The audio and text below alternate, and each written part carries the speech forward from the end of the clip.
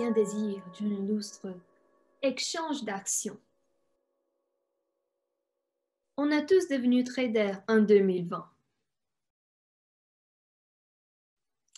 Covid-19, plongeon boursier, les vaccins, prix de pétrole négatif, confinement, proteste, GameStop, Bitcoin. On a vu beaucoup de volatilité. Tout le monde voulait vendre hier, tout le monde veut acheter aujourd'hui. Demain, nul ne le sait.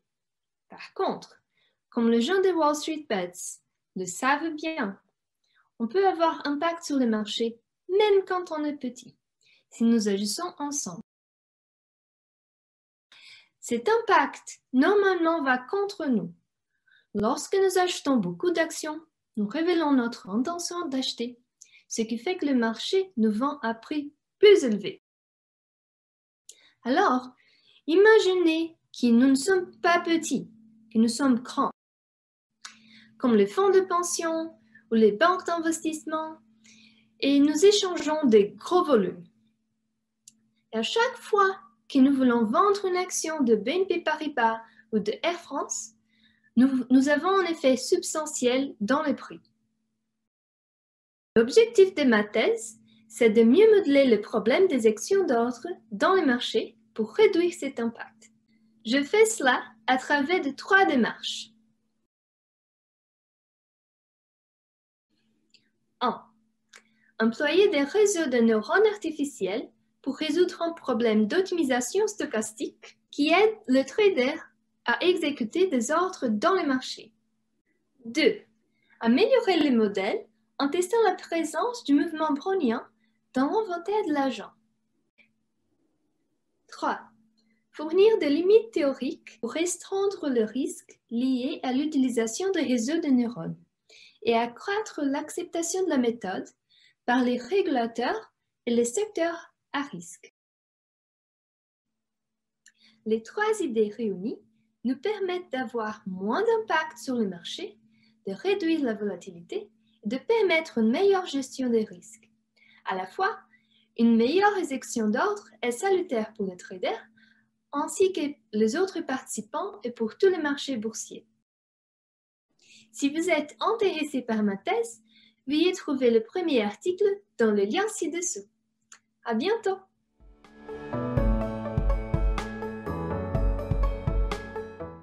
Les interactions et incitations sont au cœur du fonctionnement de notre société et leur modélisation permet d'anticiper les comportements des agents, que ce soit entre eux ou en réaction à la mise en place de politiques publiques.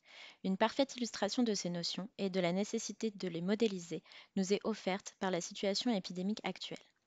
En effet, une épidémie se propage par contact, par échange et donc par interaction entre individus. Pour maîtriser la propagation de l'épidémie, chacun peut faire un effort en limitant ses sorties ou en respectant les gestes barrières. Cet effort est préconisé par les États, mais est coûteux pour l'individu qui doit alors renoncer à ses loisirs, à ses habitudes et même potentiellement à son salaire. L'idée est donc d'avoir recours aux incitations, comme l'instauration d'un système d'amende en cas de non-respect des préconisations gouvernementales.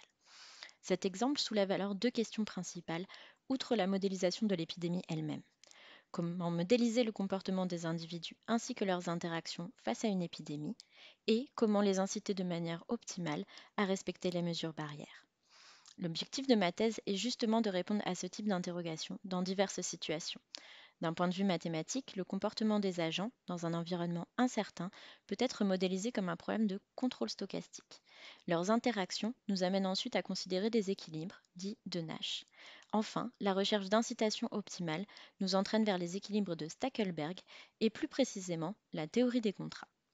La théorie des contrats permet de modéliser des situations d'asymétrie d'information entre un individu, le principal, qui cherche à encourager un second individu, l'agent, à agir dans son intérêt.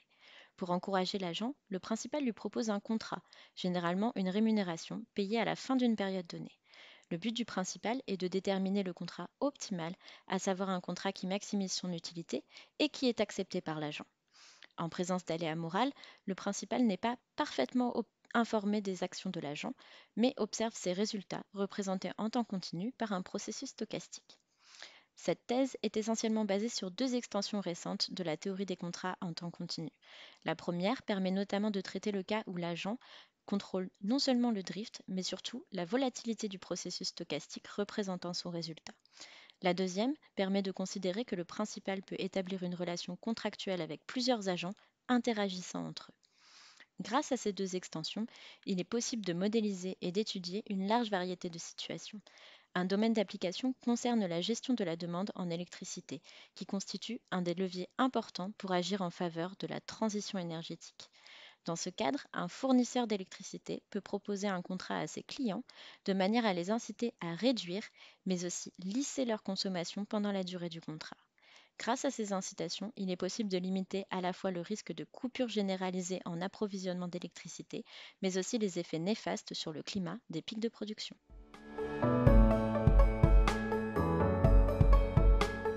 Bonjour à tous. Vous êtes-vous déjà demandé si vous étiez remplaçable par un robot, un ordinateur ou un algorithme? Une étude de l'Université d'Oxford souligne qu'environ la moitié des emplois actuels aux États-Unis sont susceptibles de disparaître par l'informatisation. Mais qu'en est-il vraiment? Ma thèse montre comment les nouvelles technologies et les politiques économiques ont transformé nos opportunités d'emploi au cours des 4 dernières décennies en France et aux États-Unis. 3 groupes sont plus ou moins menacés par les nouvelles technologies. Et vous, dans lequel vous situez-vous? Vous occupez un emploi manuel. Vous effectuez alors des tâches qui requièrent un certain niveau de dextérité physique et des interactions sociales. Vous êtes en général faiblement rémunéré, mais bonne nouvelle, les nouvelles technologies ne vous menacent pas directement. Par contre, vous produisez des services qui sont facilement substituables par de la production domestique. On y retrouve notamment les métiers de la restauration et des services à la personne. Vous occupez un emploi routinier. Vous effectuez alors des tâches répétitives et codifiées. Vous êtes en général moyennement rémunéré et les nouvelles technologies ont fortement dégradé vos opportunités professionnelles. On y retrouve notamment les employés de bureau ou encore des ouvriers d'usine. Vous occupez un emploi cognitif. Votre métier consiste à résoudre des problèmes plus complexes et requiert un certain niveau d'abstraction. Vous êtes en général hautement rémunéré et les nouvelles technologies ont fortement augmenté vos opportunités professionnelles. On y retrouve des ingénieurs, des médecins ou encore des économistes et des assureurs. Cette transformation des opportunités induite par le progrès technique, c'est la polarisation de l'emploi. Et en France, nos politiques de taxation ont fortement interagi avec cette réallocation du travail. La forte taxation des années 80 au milieu des années 90 a détérioré les opportunités d'emploi des moins qualifiés. Elle a dégradé la compétitivité des emplois routiniers face aux nouvelles technologies et l'attractivité des emplois manuels face à la production domestique.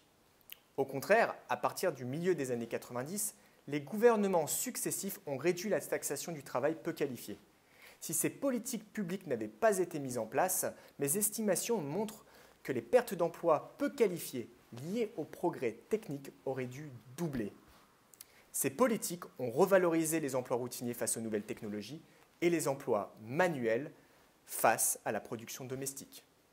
Finalement, prendre en compte le progrès technique dans la conception de nos politiques publiques, dans nos stratégies d'investissement ou encore nos choix de trajectoire professionnelle, c'est poser la fondation de notre prospérité et construire notre résilience dans un monde en mutation.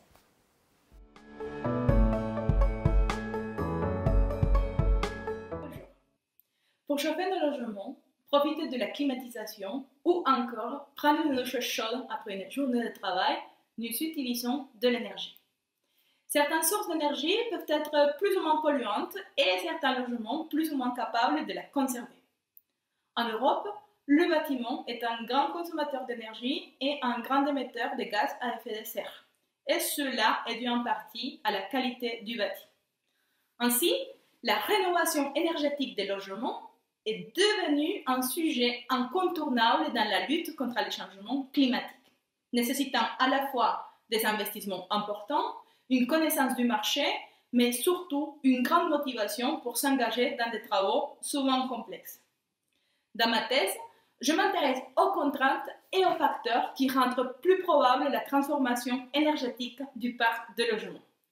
Je me focalise principalement sur le fait que les décisions de rénovation sont prises dans un contexte social et économique dans lequel nos actions sont affectées par les actions de nos voisins. À l'aide de l'économétrie spatiale, j'analyse par exemple comment pour des logements identiques, la structure du marché fait que l'on soit prêt à payer plus ou moins pour avoir une bonne performance. Un logement très dégradé, connu aussi sous le nom de passoires thermiques, entouré par des logements très performants, ne sera pas perçu par les marchés de la même manière que si ses voisins étaient tous comme lui. Je montre que la perception des niveaux de performance énergétique est en constante évolution et que notre manière d'imaginer et d'anticiper les rénovations autour de nous joue sur notre propre décision de rénover. Si des logements très dégradés peuvent être, il y a quelques années, acceptés socialement, la disparition progressive de ces derniers nous pousse vers une remise à niveau.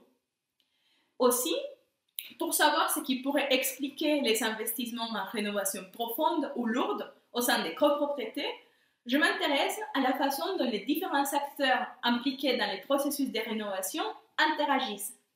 Je regarde comment des facteurs tels que la taille des copropriétés, le système de gouvernance ou la proximité spatiale aux entreprises de travaux déterminent non seulement le fait qu'une rénovation ait lieu, mais qu'elle ait lieu dans les meilleures conditions possibles et vise des niveaux de performance élevés.